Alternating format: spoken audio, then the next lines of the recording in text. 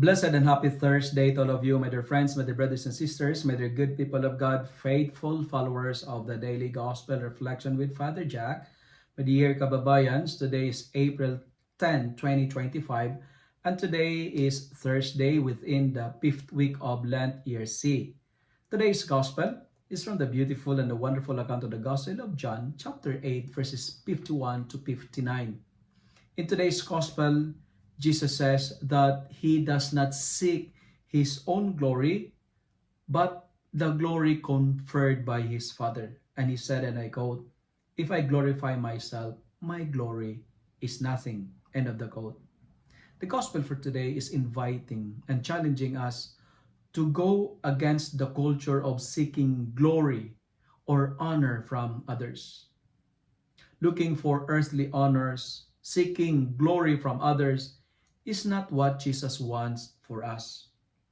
We should glorify God, not ourselves. Friends, St. Paul, in his first letter to the Corinthians, chapter 10, verses 31, says, "Whatever you do it all for the glory of God." As what the Jesuit fathers would always say, from Ignatius of Loyola, for the greater glory of God. As from the Latin dictum which says, "Ad majorem Dei gloriam." Now, how do we know that we are seeking God's glory? First, we know that we are seeking God's glory when we keep His commandments. When we continue to trust Him, even the prayers we prayed for are seemingly not heard. By the way, for FYI, you know what? God answers our prayers. But sometimes we don't like His answer.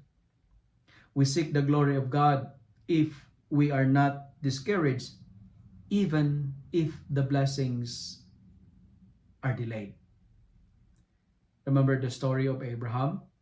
Abraham was 99 years old when he received blessings from God.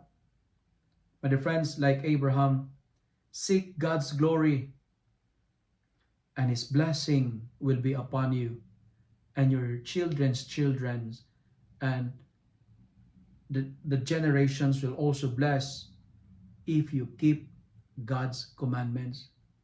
What I'm trying to say is this: persevere in holy living. Place your hope in the mercy of God, and His promise to Abraham will be yours as well. My dear friends, when God make a promise, He will do it. Because God has no Alzheimer's. Our God has no dementia. God remembers His covenant forever. And finally, what is interesting in today's gospel was the Jews, the Jewish people pick up stones to throw at Jesus because they can no longer refute His argument. But I love what Jesus did. Jesus hid Himself and went out the temple. The last message that I would like to share is this: Jesus went away because He would like to tell us this beautiful gesture and message that non-violence is a commendable practice to cure the existence of violence. Take note of this: returning violence for violence multiply several violence.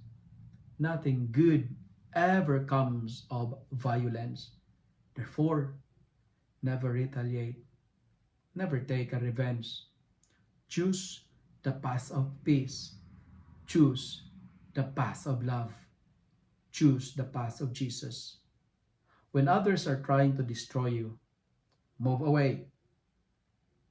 Because moving away is not a sign that you are coward or you are defeated, but it is the best way to show the glory of God.